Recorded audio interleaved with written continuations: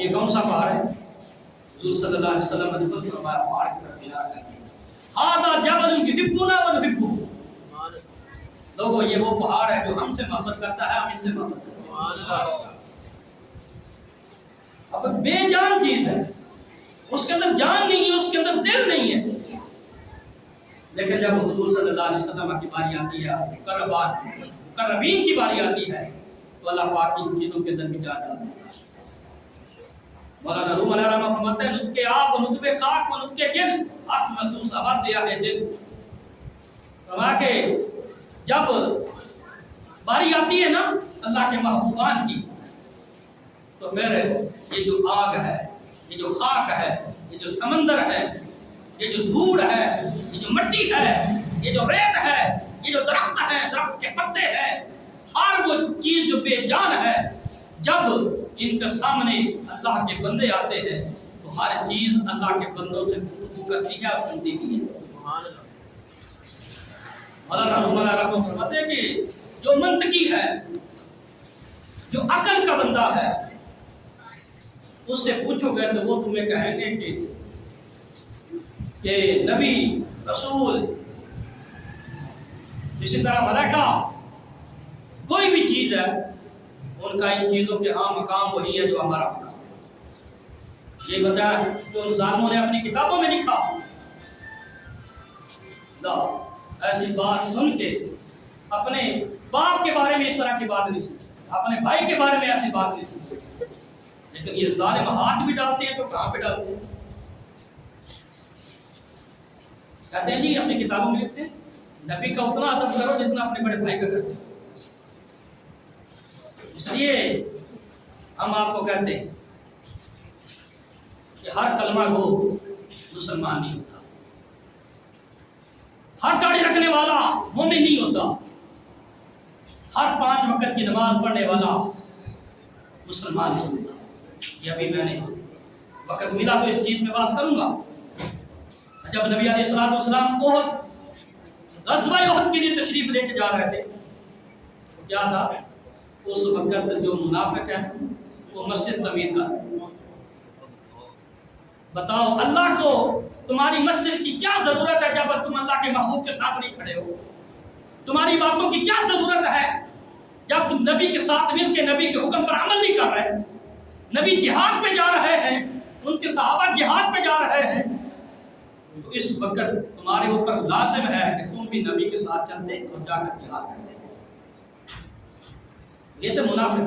اللہ نے اس مسجد کا قرآن میں بھی ذکر فرمایا 11ویں پارے والذین اتخذوا مسجدا ضرارا وکفرا وتفریقا بین المؤمنین۔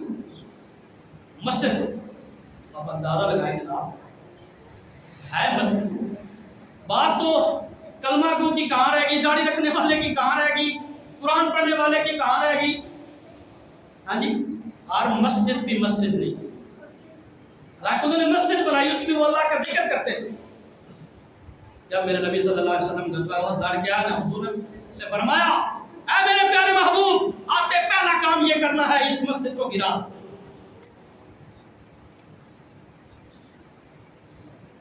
بات یہ ہے ہم بڑے یہ سیکولر لوگوں کے ساتھ رہ کر، لیبرلزم لوگوں کے ساتھ رہ کر ہمارا دل اور دماغ بھی جو ہے نا وہ اس طرح مانوس ہو گیا ہے۔ اور یہ کلمہ پڑھتا کیا؟ قادیانی ہے تو کیا وہ کلمہ تو پڑھتے ہیں، اللہ کو مانتے۔ ایک سیاستدان نے کہا تھا، پڑھا ہوا ہے، اس نے کہا قادیانی جب اللہ کو مانتے ہیں تو پھر کافر کیسے ہو گئے؟ وہ مسلمان ہے۔ میں نے کہا کہ انہوں نے مسجد بنائی ہے تو وہ بھی مسجد، اللہ نے فرمایا منافقوں کو بھی مار دو، مسجد سے نکال دو اور مسجد کو بھی گرا دو۔ بات یہ ہے کون مسلمان ہے؟ اب یہ دیکھیے، اگر لوگ کہتے ہیں جناب کلمہ پڑھنے والا ہے جنت میں جائے گا، داڑھی رکھی ہوئی ہے، قرآن پاک کا حافظ ہے، عالم ہے، جنت میں جائے گا، بتاؤ یہ تو یہ مسجد ہے، ٹھیک ہے؟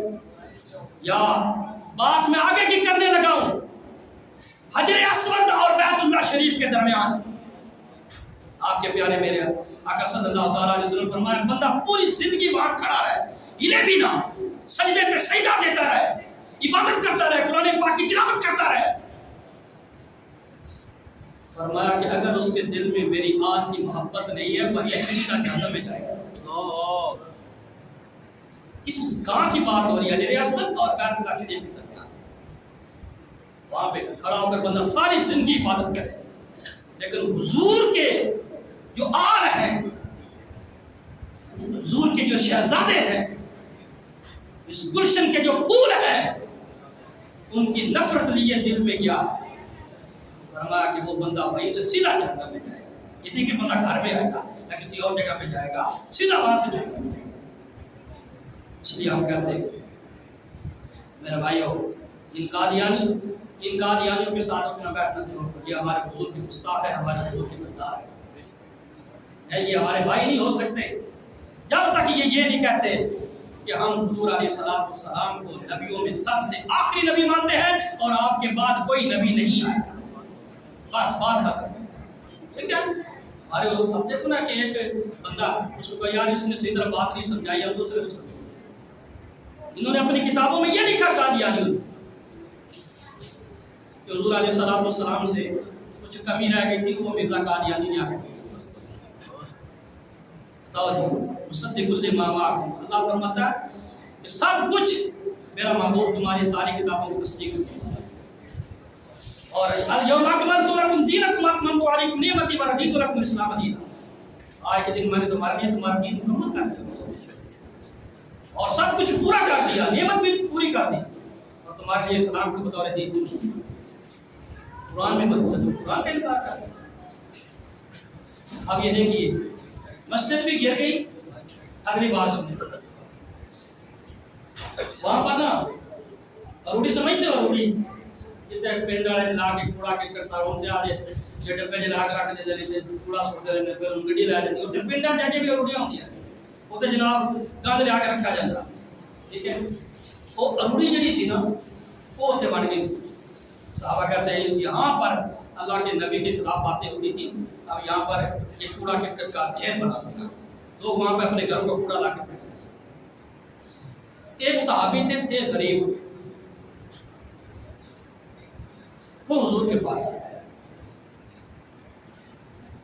اور آ کر کہنے لگے کہ اللہ کے نبی صلی اللہ علیہ وسلم آپ رحمت للعالمین ہیں، غریبوں کے سہارا ہے، تو میرے پاس گھر نہیں، یہ جگہ خالی پڑی ہے، تو اس روڑی کو کوڑا کر کے ڈھیر کو میں صاف کر کے یہاں پر نا اگر آپ اجازت دیں تو میں یہاں پہ گھر بتا دوں۔ اب یہ ہے کہ سرکار نے اجازت بھی دے دی، اس نے کوڑا کر وہاں سے صاف کیا، ٹھیک ہے، اس نے اپنا گھر جو ہے نا بڑا اچھا خوبصورت سا گھر بنا۔ اس کے پاس ایک بکری تھی اور ایک مرغی تھی، یقین جانیے اس سے پہلے یہ گھر بنانے سے پہلے اس کی مرغی روزانہ انڈا بھی دیتی تھی، اس کی بکری روزانہ دودھ بھی دیتی تھی۔ وہ صحابی رسول اللہ کے نبی کی اجازت سے وہاں گھر بنا کر 6 مہینے تک رہے۔ ان 6 مہینوں کے اندر ایک بار بھی مرغی نے انڈا نہیں دیا اور بکری نے دودھ نہیں دیا، کرتے اللہ کے نبی کی اجازت۔ حضور علیہ السلام کے پاس آ گئے، کہنے لگے یا رسول اللہ میرے ساتھ یہ معاملہ، مرغی جو ہے نا وہ انڈا نہیں دے۔ حضور علیہ السلام کے پاس دلیل آئے کہ اللہ کے نبی یہ بیٹھے آپ کے حکم سے، اس لیے اللہ نے ان کو کچھ نہیں کہا، لیکن یہ ساری زندگی بھی یہاں پر بیٹھے رہنا، جو چیز بھی یہاں پر لائیں گی وہ کبھی ان کو نفع نہیں دے۔ کیوں؟ اس لیے کہ یہ وہ جگہ ہے جہاں آپ کے خلاف باتیں ہوتی تھیں اور آپ کے جو اسلام آپ لے کے آئے ہیں ان کے خلاف گنڈے ہوتے تھے۔ اللہ پاک یہاں پر اس جگہ سے اور اس جگہ سے بہت زیادہ ناراض ہے۔ اللہ کے نبی کی اجازت ہے اور پیدا کرتا اللہ پاک کی، لیکن بات ہے کہ جب حضور علیہ السلام کی بات آ گئی اب اللہ پاک نے وہاں پر برکتیں ختم کر دی۔ بالآخر حضور صلی اللہ علیہ وسلم کے ایک صحابی تھے حضرت ابو دحدہ رضی اللہ عنہ، انہوں نے کہا یا رسول اللہ صلی اللہ علیہ وسلم میں آپ کے صحابی کو ایک گھر دیتا ہوں، آپ ان کو وہاں پہ شفٹ ہونے کی اجازت دی۔ پھر حضور کے حکم سے وہ وہاں پہ چلے گئے اور پھر دیکھیے کمال دیکھیے جناب، اسی دن سے ہی اس کی بکری نے دودھ دینا شروع کر دیا اور مرغی نے نہ دینا۔ یہ عام بات نہ سمجھو، یہ تم جو تم 458 بھی ہو گیا جی، ہاں اجے ترقیاں ہو گیا، انہیں کیا سی جی پاکستان ان کی اڑان بن چکا ہے، کیا سی نا کسی وہ ہے ان کی اڑان، یہ مزید ہے ان سے جانی، ٹھیک ہے نا؟ یہ سب کیا ہے جی؟ ہم لوگ ہمارے اوپر عتاب ہے، ہم نہیں امتیاز کرتے کہ سامنے قادیانی بیٹھا ہے، سامنے صحابہ کا گستاخ بیٹھا ہے، ٹھیک ہے، سامنے جو ہے وہ کوئی بد مذہب بیٹھا ہے، اس کے ساتھ اٹھنا بیٹھنا چلنا پھرنا، ٹھیک ہے، اسی طرح کرتے ہیں جس طرح کہ ایک صحیح العقیدہ مسلمان کے ساتھ کیا جاتا ہے۔ یہ چیزیں چھوڑنی ہوگی، ورنہ یاد رکھے جو عذاب ہوتا ہے نا، عذاب یا عتاب ہوتا ہے، وہ امت میں تقسیم کر دی۔ ایک بندہ کہتا ہے میرا تو قصور ہی نہیں ہے، میں مولوی ہوں، میں تو کچھ نہیں کرتا۔ دوسرا کہتا ہے میں تو ہر وقت جناب تصویر ہے کہ مسجد میں بیٹھا رہتا ہوں، میرا تو کوئی قصور ہی نہیں۔ چپ کیوں بیٹھا؟ انہوں نے آج تک کبھی کسی کو کہا یار ایک کام غلط ہے؟ کامت کرنے اتنا کہنا تو بنتا ہے آپ لوگ مسجد میں آئے، اللہ پاک صاحب کو 5 وقت کی نماز پڑھنے کی توفیق عطا فرمائے۔ صبح صبح آپ اٹھ کر آتے ہیں نماز پڑھنے کے لیے، میں 90% کی بات کر رہا ہوں، کوئی بھی اپنے گھر والوں کے لیے پھٹا اٹھا نماز پڑھتا، اپنے بھائی کو نہیں کہتا چلا میرے ساتھ نماز پڑھا۔ یہ مولوی کہتے ہیں، اور ان بیچاروں کی لڑائی بھی اسی لیے ہوتی رہتی ہے، گھر والوں کے ساتھ بھی بار، اور یہ مولوی ہمیں سمجھاتا ہے۔ یہ یاد رکھو جبریل امین کو جب اللہ کرو فلاں بستی کو الٹ دو، اللہ پاک بات کرو ایک بندہ بھی رہتا ہے ہر وقت تسبیح پڑھتا رہتا ہے تیری، اور جناب تیری عبادت کرتا ہے۔ اللہ نے فرمایا پہلے اسی کو بعد میں دوسروں کو۔ کیوں جی؟ اس لیے کہ یہ خود تو میری عبادت کرتا ہے لیکن لوگوں کو حکم نہیں دیتا۔ یہ ہر کوئی بندہ یہ نہ کہے کہ میں اس میں شامل نہیں ہوں، شامل کیوں نہیں؟ دوسروں کو تبلیغ کرنی یہ بھی ضروری ہے، ان کو بتانا بھی ضروری ہے، اور تبلیغ کرنے کی وجہ سے انسان کے دشمن بھی پیدا ہوتے ہیں۔ یہ نہیں ہوتا کہ جناب وہ نوح علیہ السلام کی 950 سالہ تبلیغ والی زندگی دیکھ رہے، حضور علیہ السلام کی حیات مبارکہ دیکھ رہے، صحابہ کرام کی حیات مبارکہ دیکھ رہے، ٹھیک ہے؟ جب آپ کسی کو اچھی نصیحت کرو گے نا کہ یہ کام غلط ہے یہ نہ کرو، وہ ظاہر ہے رات بات کا چیز کو کیسے چھوڑے گا؟ اتنی اس کو پراپرٹی مل رہی ہے، اتنے اس کے پاس سمجھ نہیں ہو رہی، وہ بجائے آپ کی بات ماننے کے وہ آپ کے خلاف ہو جائے۔ لیکن یہی بات یاد رکھے حضور علیہ السلام نے فرمایا یہی وقت ہوتا ہے ثابت قدم رہنے کا، ظالم جابر حکمران کے سامنے کلمہ حق کہنا یہ سب سے بڑا جہاد ہے۔ تو عزیزہ نے بات یہ دیکھیے، نبی علیہ السلام آپ نے اپنی ساری زندگی انس بن مالک فرماتے ہیں حضور کبھی چین سے نہیں بیٹھے، 87 84 81 اور جس کے اندر حضور نے شرکت فرمائی 27 غزوات، 10 سال کا عرصہ۔ آپ اس کو تقسیم کر کے دیکھیں، ہر مہینے بعد یا 1.5 مہینے بعد ایک جنگ بنتی، اور صحابہ کو جب بھی فرمایا صحابہ نے یہ نہیں کہا یا رسول اللہ بھی تو ہماری فصلیں پک کے تیار ہوئی ہے، ہمیں فصلیں تو کاٹ دیتے، ہمیں جو پھل تو اتار لینے دیتے، ہاں جو اسی وقت کہا اسی وقت۔ دیکھیے حضرت حنظلہ رضی اللہ تعالیٰ ان کا لقب ہے تفصیل الملائکہ۔ آپ پڑھیں یہ کتاب اردو میں لکھی، میں آپ کو بتا دیتا ہوں، سیرت سید المناو، ہر آپ بندہ اس کو پڑھے، اسلامی مطالعے کے اندر بھی اضافہ ان کتابوں کو پڑھا کرتے۔ آپ کے پاس آپ کو موبائل ہے، موبائل کے اندر PDF میں جو ہے وہ بندہ رکھ لیتا کتاب، اس کے اندر پڑھتا۔ اب حضرت حنظلہ رضی اللہ تعالیٰ عنہ کو غسیل الملائکہ، غسیل الملائکہ کا معنی ہوتا ہے کہ جس کو اللہ کے فرشتوں نے غسل دیا۔ جس رات ان کی شادی ہوئی، پہلی رات ان کا نکاح ہوا، ٹھیک ہے، یہ اپنی زوجہ محترمہ کے پاس موجود تھے، اور اسی رات اعلان ہو گیا چلو جی غزوہ احد کے لیے۔ عزیزان گرامی انہوں نے غسل بھی نہیں کیا، اور اسی وقت کہیں غسل کیوں نہیں کیا؟ یہ ایسا نہ ہو کہ میں رہ جاؤں اور اللہ کے نبی کا حکم ماننے میں تاخیر ہو جائے۔ نکلے اور جہاد کے لیے سب لشکر میں شامل ہو گئے. اللہ کا کرنا ایسا ہوا، ویسے بھی جذبہ ہے شہادت سے شرمسار ہو کر گئے تھے، اللہ پاک نے ان کو شہادت کا وعدہ فرمایا. اب جب جنگ ختم ہو گئی نا، حاجی عالم صلی اللہ تعالیٰ علیہ وسلم نے مسلمانوں کی جو شہداء ہیں ان کی لاشیں اکٹھے کرنے کا حکم ارشاد فرمایا. رسول اللہ حضرت حنظلہ ویسے بھی نظر نہیں آ رہے ہمیں اور دکھائی بھی نہیں دے رہے، باقی جتنے شہداء ان کی لاشیں ہمیں مل گئی. حضور علیہ السلام نے اوپر آسمان میرے حضور کے غلام، اب فرمایا تمہیں کیسے حضرت حنظلہ کی لاش ملے گی؟ وہ دیکھو آسمانوں پہ اللہ کے فرشتے ان کو غسل دے رہے ہیں. سبحان اللہ. جب وہ گھر سے باہر نکلے تھے ان پر غسل واجب ہو چکا. اب غسل جو ہے نا ان کو اللہ کے فرشتوں نے دیا. کہنے کا مطلب یہ ہے کہ صحابہ جس حالت میں تھے، جو بھی تھا اللہ کے نبی نے حکم دیا صحابہ نے اسی وقت کرنا، کوئی کسی قسم کا کوئی بات ہے.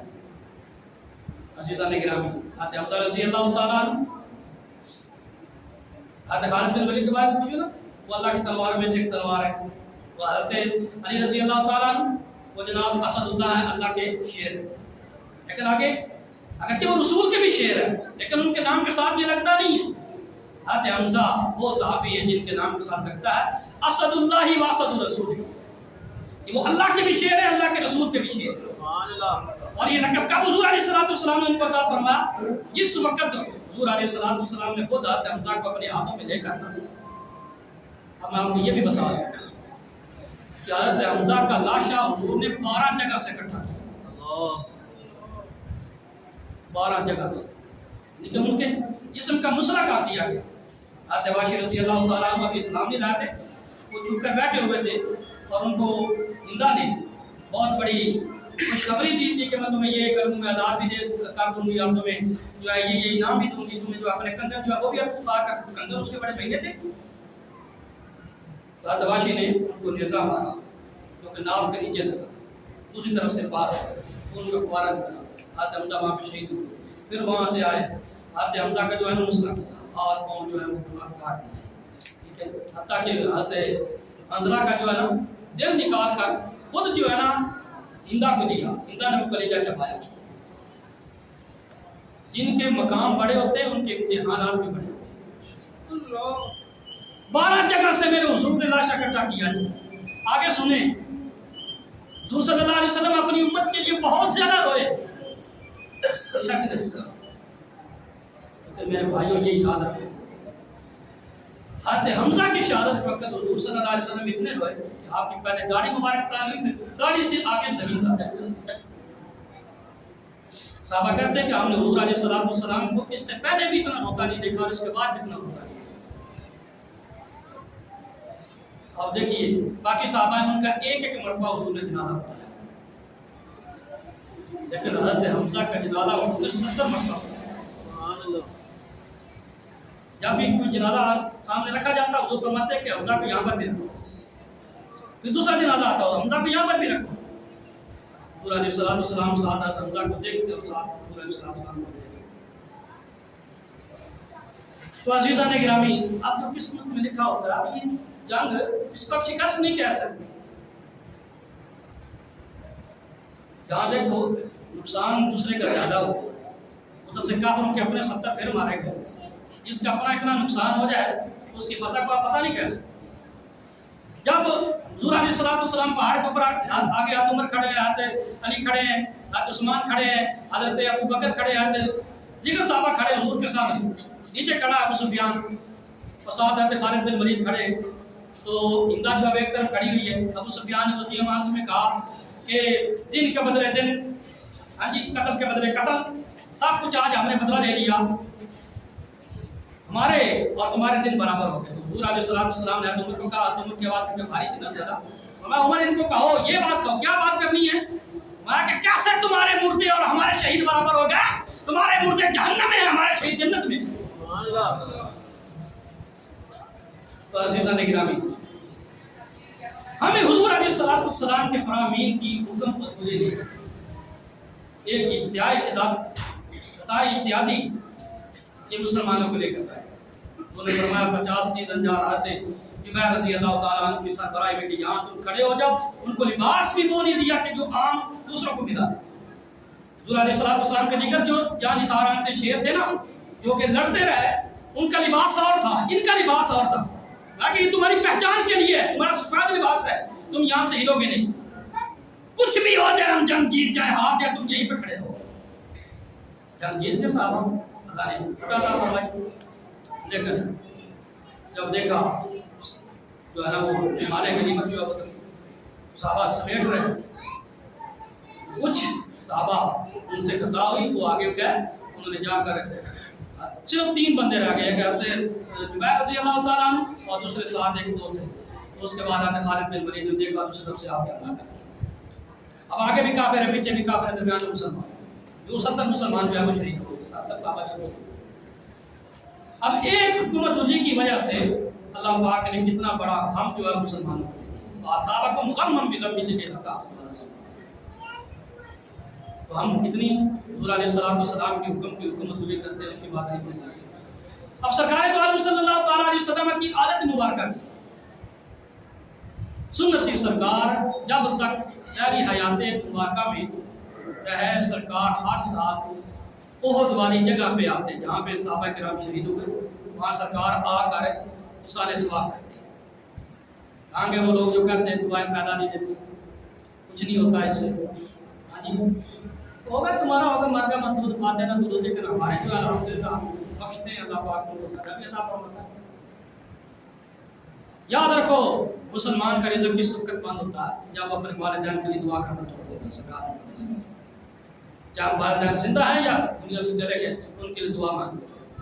ये एक मौजू अलग है, इसाले सवाब का मौजू। सरकार दो आलम सल्लल्लाहु अलैहि वसल्लम जब पहली मर्तबा तशरीफ लाए ना, गज़वा उहद हुआ, 4 हिजरी में तशरीफ लाए, 3 हिजरी में गज़वा हुआ और 4 हिजरी में तशरीफ लाए, वहाँ पर खड़े होकर सरकार ने सहाबा पे लंबा खुतबा इरशाद फरमाया, जिसमें सरकार ने फरमाया, ऐ सहाबा मुझे तुम्हारे ऊपर शिरक का कोई खतरा नहीं, ऐ लोगों मुझे तुम्हारे ऊपर शिरक का कोई खतरा नहीं। अब वो जो लोग कहते हैं ना कि लो जी रोज़ा रसूल पे चले जाए, ये शिरक कर रहा, वो शिरक कर रहा, फलां शिरक हो रहा, दरबार में जा रहा शिरक हो रहा।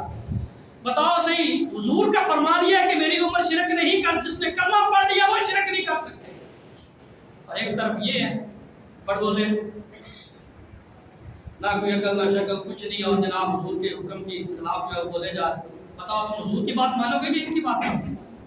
तेरे मुंह से जो बात निकली वो के नहीं, तेरे आगे हैं दबे नचे फुसहा रख के बड़े बड़े कोई जाने के मुंह में ज़बान नहीं बल्कि जिस्म में जान। अब हुजूर ने फरमाया कि मुझे तुम्हारे ऊपर शिरक का कोई खतरा नहीं है, खतरा है तो दुनिया के माल के अंदर मुब्तला हो जाएगा। अब ये सरकार ने जुमला इरशाद क्यों फरमाया? क्यों? इसलिए कि माले गनीमत की वजह से ही सहाबाए किराम को ये अल्लाह की तरफ से गम हो जाता। सरकार ने याद दिलाया कि दुनिया के मालो मता के अंदर कभी दिलचस्पी ना रखना। जब भी तुम अल्लाह से दूर होगे, किस वक्त होगे? जब तुम्हारे दिल में माल मता या दुनिया की जो ख्वाहिश है वो आने लगेगी, फिर तुम जो है वो अल्लाह से अल्लाह पाक शहादत हज़रत हमज़ा रज़ी अल्लाह ताला अन्हु का सदका और तमाम शुहदाए उहद का सदका उम्मत मुस्लिमा के हाल में फज़ल और करम फरमाए और हमारे मुल्क में कोई ऐसा हुक्मरान अता फरमाए, सलाहुद्दीन अय्यूबी जैसा, महमूद गज़नवी जैसा, जो इनके हाल पे रहम करे और इस मुल्क के हाल पे भी रहम करे। ज़्यादा से ज़्यादा इस्तिग़फ़ार किया करो, वीडियो ज़्यादा से ज़्यादा इस्तिग़फ़ार किया करो, ला हौला वला कुव्वता इल्ला बिल्लाह पढ़ा करो, अस्तग़फिरुल्लाह पढ़ा करो, क्योंकि ऐसा करने से ही ये जो सारी बलाएं नहीं करती। मज़ीद गुनाहों के अंदर मुब्तला होते चले जाएंगे हम, फिर इस तरह की चीज़ें हदीस में आता है, ये तुम्हारे हुक्मरान जो है ना तुम्हारे अमाल का नतीजा होता है। तो फिर इसलिए अपने आप को दुरुस्त करो, नेक अमाल करो, ताकि अल्लाह पाक हमारे हाथ पे फज़ल और करम फरमाए। आप